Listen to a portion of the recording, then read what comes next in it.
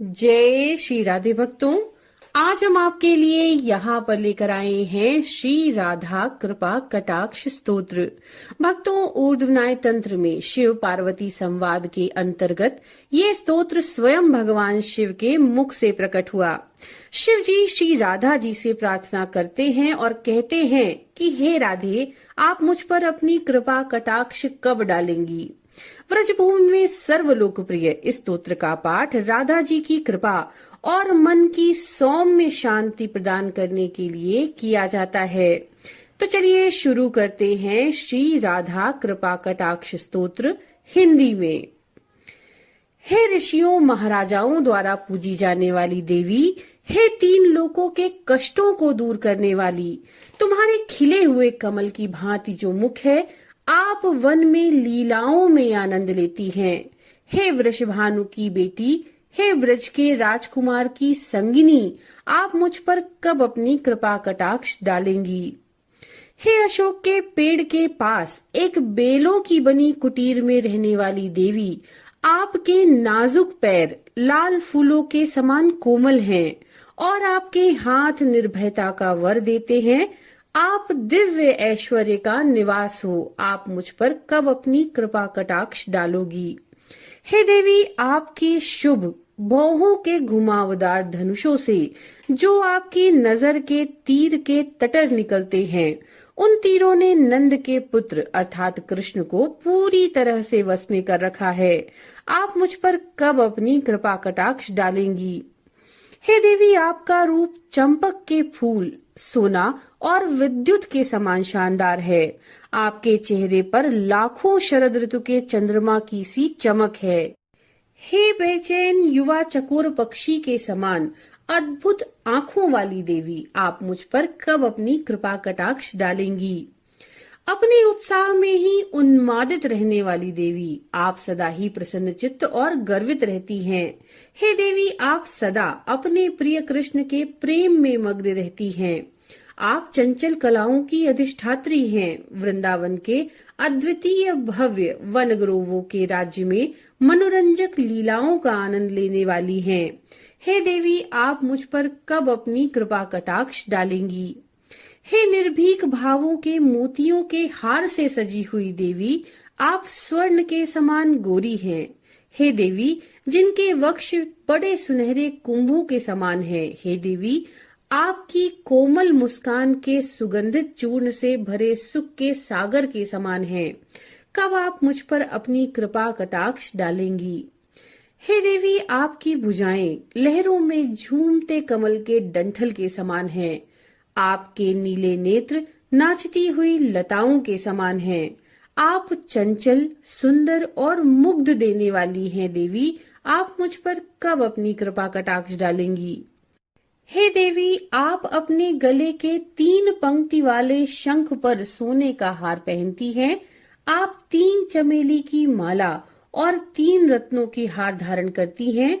हे देवी, आपके काले बालों की चंचल लटें फूलों के गुच्छों से सजाए हुए हैं। हे देवी, आप कब अपनी कृपा कटाक्ष मुझ पर डालेंगी।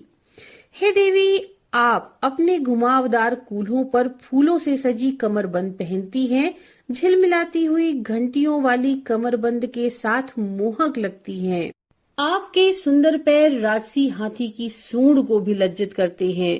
हे देवी, आप अपनी कृपा कटाक्ष मुझ पर कब डालेंगी। आपके पायल की झंझनाहट अनेक मंत्रों के स्वरों और अनेक राजसी हंसों के कूजन से भी अधिक सुंदर होती है। हे देवी, आपकी मनोहर गति चलती सुनहरी लताओं का भी उपहास करती है। आप कब मुझ पर अपनी कृपा कटाक्ष डालेंगी। हे देवी, आपको ब्रह्मा द्वारा पूजा जाता है। आपके लिए लाखों वैष्णव झुकते हैं। आप पार्वती, शशि और सरस्वती को आशीर्वाद देती हैं।